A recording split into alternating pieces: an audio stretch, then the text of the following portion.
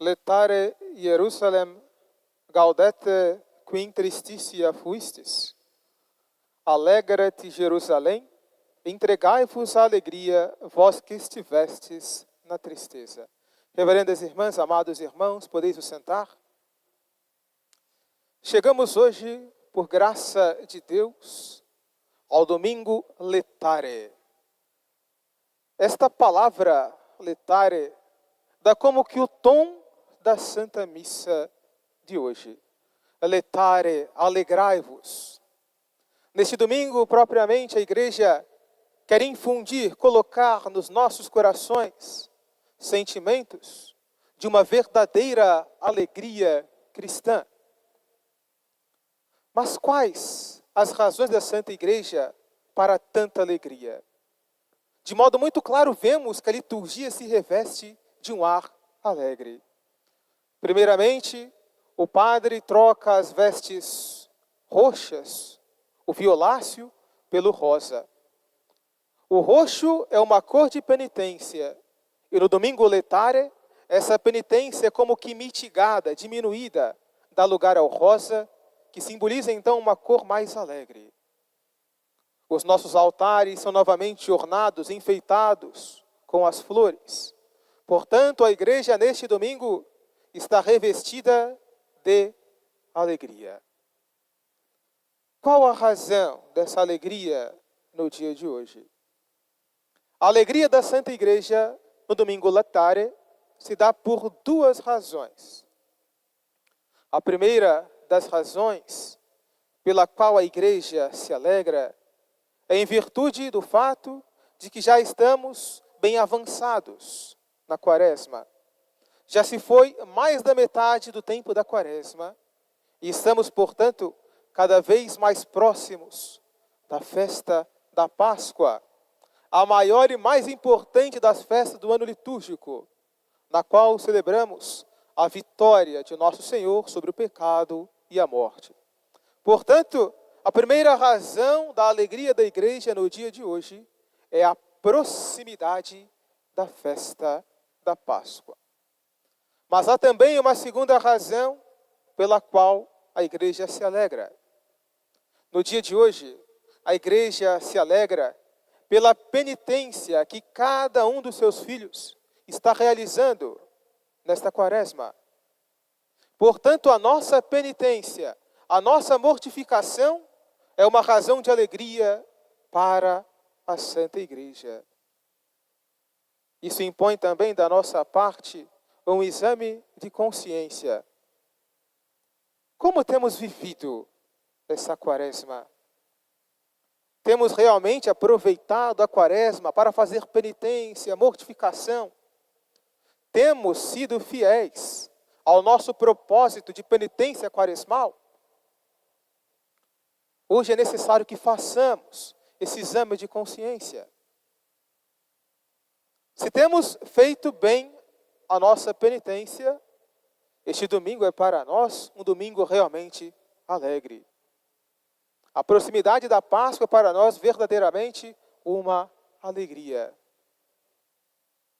Mas se a nossa consciência nos reprova pelo fato de termos caído algum dia nessa nossa penitência, não desanimemos. Imitemos aquilo que diz o salmista no Salmo 76, nunc agora começo. E aproveitemos então para recomeçar a nossa penitência quaresmal. Lembremos, a penitência para nós, o meio por meio do qual nós deixamos as coisas do mundo, as coisas da carne, e por meio dessa mortificação da carne, nos aproximamos de Deus, que é Espírito. Por isso, toda a penitência é muito útil para o nosso progresso na vida espiritual. Nesse sentido, a penitência faz verdade aquilo que disse São Paulo na Epístola aos Gálatas. Aquele que não se mortifica, aquele que vive uma vida carnal, é um dos filhos da escrava, um filho da escravidão. Aquele, porém, que se mortifica, que busca mortificar a sua carne, desapegar dos bens da terra. Esse sim é um dos filhos da promessa, que foi conquistado, liberto pelo sangue de Cristo. Portanto, busquemos então, neste domingo, continuar a nossa penitência. E mais ainda, refaçamos, apresentemos novamente a Nosso Senhor o propósito da nossa penitência quaresmal. Mas também no dia de hoje, amados irmãos, convido a todos que estão aqui presentes para voltarem a sua atenção para o Evangelho da Santa Missa. No Evangelho que acabamos de escutar, nós ouvimos o relato de um dos mais belos episódios, um dos mais belos momentos da vida de Nosso Senhor. A multiplicação dos pães. Com 5 pães e 2 peixes, uma multidão de mais de 5.000 pessoas foi alimentada. E muitos de nós poderíamos dizer que alegria para as pessoas que estavam ali receber aquele pão multiplicado pelo próprio Jesus. Mas a grande verdade é que muito mais felizes somos nós, que recebemos de Nosso Senhor não somente um pão material, um pão corporal, mas um pão espiritual. Recebemos o próprio Jesus na Sagrada Comunhão, como corpo, sangue, alma e divindade, que se faz presente para nós na hóstia consagrada. E esse milagre não se realiza somente aqui diante de nós, nesta igreja. A Santa Igreja tem mais ou menos 400.000 sacerdotes. Esses sacerdotes, normalmente no domingo, rezam pelo menos umas 3 missas. Portanto, somente nesse domingo, por volta de 1 milhão de santas missas foram celebradas. E uma grande multidão se alimentou desse pão eucarístico, que é Jesus. Esse pão que o nosso Senhor multiplica a cada santa missa para a nossa salvação. Por isso a igreja quer colocar também no nosso coração no dia de hoje um sentimento de ação de graça para com Jesus que vem a nós na Santa Comunhão. Por isso, a igreja também quer nos recordar de um dos seus desejos com relação a esse pão multiplicado nos nossos altares. A igreja deseja ardentemente que o fiel católico comungue frequentemente. Antigamente não era assim.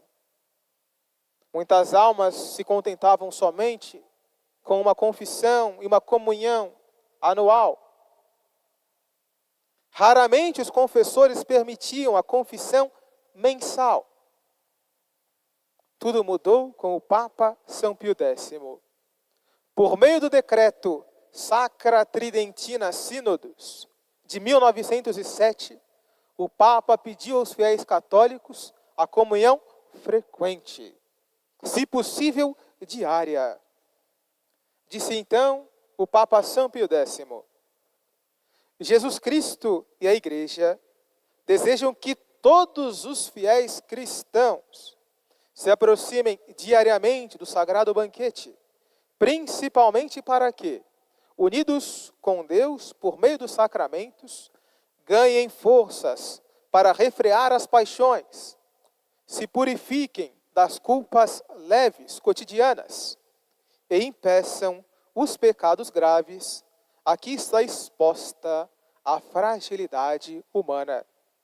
E conclui então o Santo Padre, de onde vem que o Sagrado Concílio de Trento chame a Eucaristia antídoto, com o qual nos livramos das culpas cotidianas e nos preservamos dos pecados mortais.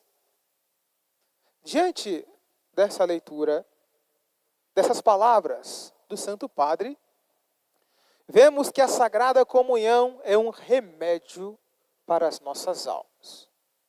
E é também um antídoto, uma vacina, por assim dizer, contra o pecado mortal. Mas muitas almas poderão se perguntar: Padre, Eu comungo frequentemente e ainda assim eu não melhoro. Outros até dirão: Padre, eu me confesso com frequência, comungo todos os domingos, e ainda assim não consigo abandonar o pecado mortal. O que acontece? Porque para mim a comunhão não tem fruto. Essa é uma pergunta muito legítima. Respondeu essa pergunta o cardeal Bona: defectus non in cibo est, sed in edentis dispositione. O defeito não está no alimento, não está na Sagrada Comunhão. O defeito está na disposição daquele que comunga. Por isso nós temos sempre que, ao vir a Santa Missa, para nos aproximar da Sagrada Comunhão, estarmos bem dispostos para receber a Jesus na hóstia consagrada. Muitas almas, muitos cristãos desleixam a recepção da Sagrada Comunhão. Quantos e quantos cristãos não chegam na Santa Missa atrasados? Na hora da comunhão estão dissipados, distraídos. E depois saem da igreja com uma imensa pressa. Como nessa alma a Sagrada Comunhão poderá ter fruto? Isso não é possível. É impossível que numa alma dissipada a comunhão dê frutos para a vida eterna. Portanto, busquemos hoje conhecer e colocar em prática meios para comungar bem, de modo que a Sagrada Comunhão possa ter fruto nas nossas almas. Quais são esses meios para comungarmos bem e com fruto? Primeiro meio, preparação. Para receber bem a Jesus na Santa Comunhão, é necessário que o fiel católico se prepare devidamente. Portanto, busquemos chegar na igreja antecipadamente. Pelo menos uns 10 minutos de antecedência, 5 minutos no mínimo. E chegando na igreja, busquemos nos recolher. E aproveitemos esses minutos antes da missa para rezar. Façamos silêncio interior no nosso coração, para assim que possamos receber nosso Senhor dignamente. Certamente, se fizermos uma boa preparação, a nossa comunhão melhorará e muito. Segundo meio que nós devemos empregar para receber com fruto a Sagrada Comunhão. Devemos ter um amor sincero para com Jesus na Eucaristia. Devemos ter uma verdadeira vontade de comungar, uma fome eucarística. Lembremos, não é um simples pedaço de pão que nós recebemos na hóstia consagrada, é o próprio Jesus, nosso Deus e Senhor. Portanto, busquemos receber a nosso Senhor com verdadeiro amor. E, infelizmente, tantos e tantos cristãos se aproximam da mesa da comunhão sem nenhum fervor, sem nenhum amor a Deus, quase que para cumprir tabela. E mesmo sem nenhuma preparação, as pessoas comungam pensando: todos estão comungando, eu vou comungar também. Em alguns casos, ainda pior. Tantas e tantas almas em pecado mortal, com a consciência suja, se aproximam da comunhão pensando: mas se eu não comungar, o que pensarão de mim? Por isso, devemos também nos colocarmos em guarda com relação à comunhão sacrílega. Muito cuidado com a comunhão sacrílega. Por isso diz o apóstolo São Paulo: por isso todo aquele que comer o pão ou beber o cálice do Senhor indignamente será réu do corpo e sangue do Senhor, e come e bebe a sua própria condenação. A alma que recebe a Nosso Senhor em pecado mortal comete um crime terrível. Segundo todos os santos, o maior dos crimes que alguém pode cometer nessa terra é uma comunhão sacrílega. Pois não há nenhuma fraqueza humana nessa comunhão. Há somente malícia e vontade de ofender a Nosso Senhor. Por isso, busquemos primeiramente o sacramento da penitência. Busquemos nos confessar para receber a Nosso Senhor dignamente. E busquemos também, terceira coisa, para receber bem a Sagrada Comunhão, busquemos fazer uma digna ação de graças.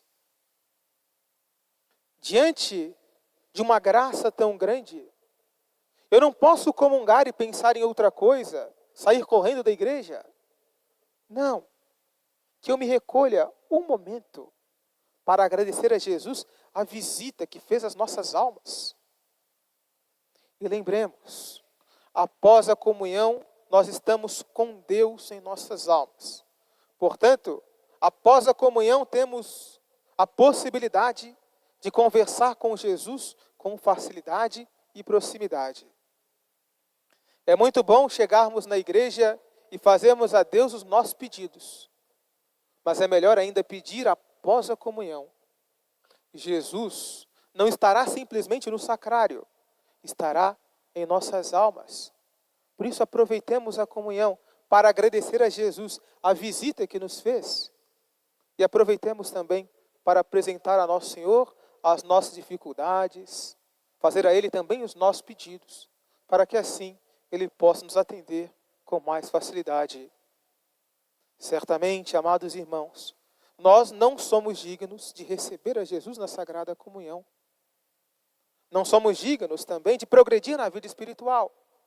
Mas se quisermos essa graça e pedirmos com fervor por meio de uma boa comunhão, Nosso Senhor nos ajudará.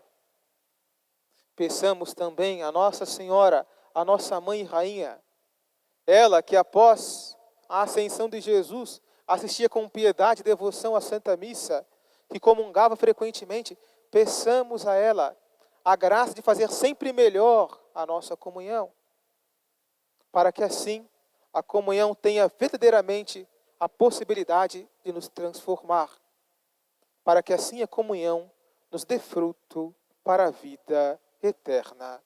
Louvado seja nosso Senhor Jesus Cristo. Para sempre seja louvado. Ó Maria, Mãe do Amor,